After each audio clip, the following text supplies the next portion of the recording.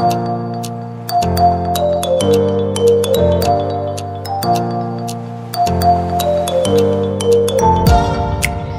Guys, welcome back to my channel প্রিহাস blog. দেখো আমার রুমের সামনে পুরো আলোয় কিন্তু ঝলমল করছে। এইবার মনে হচ্ছে দুর্গাপুজো চলে এসেছে। আর আমি যেখানে থাকি ব্যাঙ্গালোর, সেখানে গণেশ চতুর্থী উপলক্ষে ওই যে দূরে দেখা যাচ্ছে ওইটা একটা স্টেডিয়াম, তো ওইখানেই মেলা শুরু হয়েছে। আর আজকে হচ্ছে গণেশ চতুর্থী, মানে চতুর্থতম দিন। আমি কিন্তু 4 দিন পরে যাচ্ছি গণেশ পুজোর। আর এখন বাজে মোটামুটি 9:30, এখন বেশ ফাঁকাই আছে। তো আমি আর হর্ষ ভাবলাম যাই একটু ফাঁকায় ঘুরেই আসি। আর আগের বছরও আমি গিয়েছিলাম মেলাতে, আমার তখন মা এসেছিল, কিন্তু সেটা ভাঙা মেলা ছিল যেদিনকে সেদিনকে মাঠের একদম ছোট্ট অল্প জায়গা নিয়ে হয়েছিল। আর এইবার কিন্তু পুরো মাঠ জুড়ে হচ্ছে। আর দেখো চারিদিকে কি সুন্দর করে কিন্তু লাইটিং করেছে, আর মনটা এত ভালো লাগছে কি বলবো। আর এইবার মনের কোণে কোথাও যেন একটা বলছে এই তো বোধহয় চলে এলো দুর্গাপুজো। তো দেখো আমরা চলে এসেছি মেলার গেটের সামনে।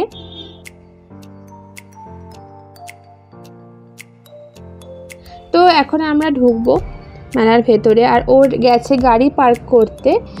আর তোমাদের চারিদিকটা দেখাই, অনেকটা জায়গা নিয়ে কিন্তু এবার মেলাটা হচ্ছে।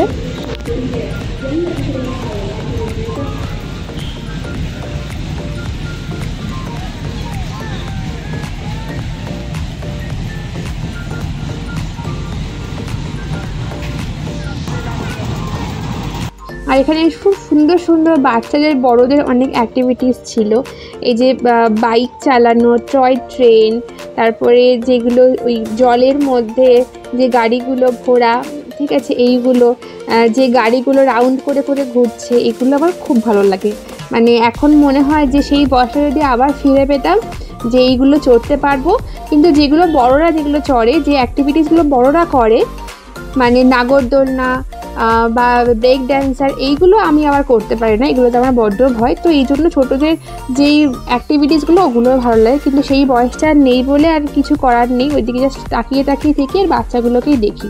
তো দেখো আমি ঘুরছি একা, আমার বর এখন ফোন নিয়ে ব্যস্ত।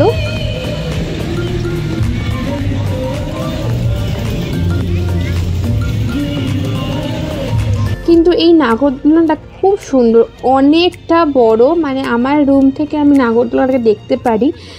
খুব সুন্দর করে লাইট দিয়ে সাজানো, ওটা বেশ ভালো লাগছে। আর আমরা কি নর্মালি মেলায় গেলে সবাই ফুচকা খাই, পাঁপড় খাই, ঘুগনি খাই, কিন্তু এইখানে কোনো কিছুই খাওয়া যায় না। মানে আমরা হয়তো আমাদের মধ্যে যারা আমরা বাঙালি, যারা আমরা কলকাতায় বড় হয়েছি, স্পেশালি আমি তো খেতে পারি না, কারণ আমার এখানকার খাবার একদম ভালো লাগে না।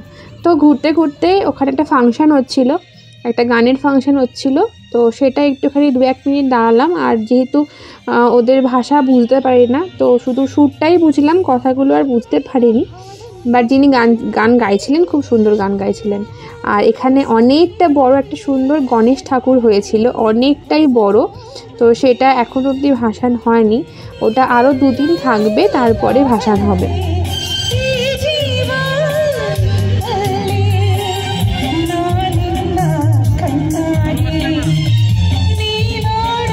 তারপরে পুরো মেলাটা ওই 10-15 মিনিট থেকে তারপরে আমরা বেরিয়ে আসছিলাম। আর তখন দেখলাম ট্র্যাক্টরে করে অনেক গণেশ ঠাকুর নিয়ে আসছে, যেগুলো ভাসান হবে।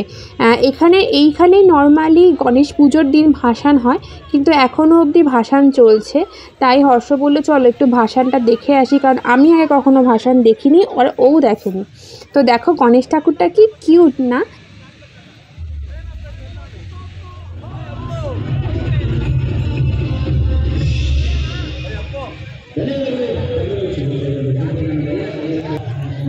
তো এই জলাশয়টাতেই কিন্তু সব ঠাকুর ভাসান হয়।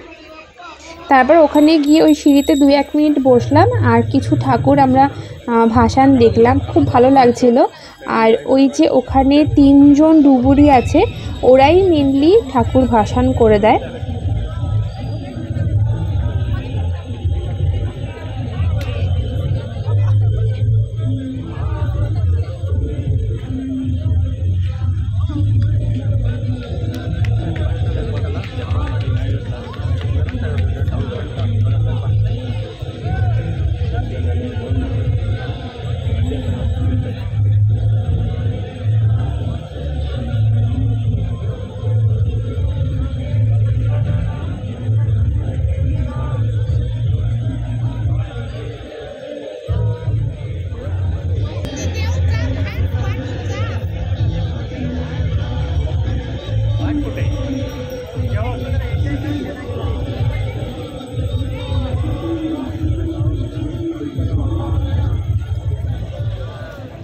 তারপর মেলা দেখে আমরা এখন রুমের দিকে যাচ্ছি। এটা হচ্ছে আমাদের রুমের রাস্তা। এই দেখো মেলা হচ্ছে এইখানটাতে। আর দেখো রুমের রাস্তাটা কি সুন্দর করে সাজিয়েছে। তো আজকে এই ব্লগটা হচ্ছে এইটুকুই। ভালো লাগলে অবশ্যই লাইক কমেন্ট করতে ভুলো না, আর সাবস্ক্রাইব করে দিও, কারণ তোমাদের লাইক কমেন্টের আশায় কিন্তু বসে থাকি। তো লাইক কমেন্ট যারা করো থ্যাংক ইউ সো মাচ। আর সবাইকেই বলবো একটু প্লিজ লাইক কমেন্ট এবং সাবস্ক্রাইব করে দিও। দেখো এটা হচ্ছে আমার রুম। দেখা হচ্ছে পরের ভিডিওতে। টাটা।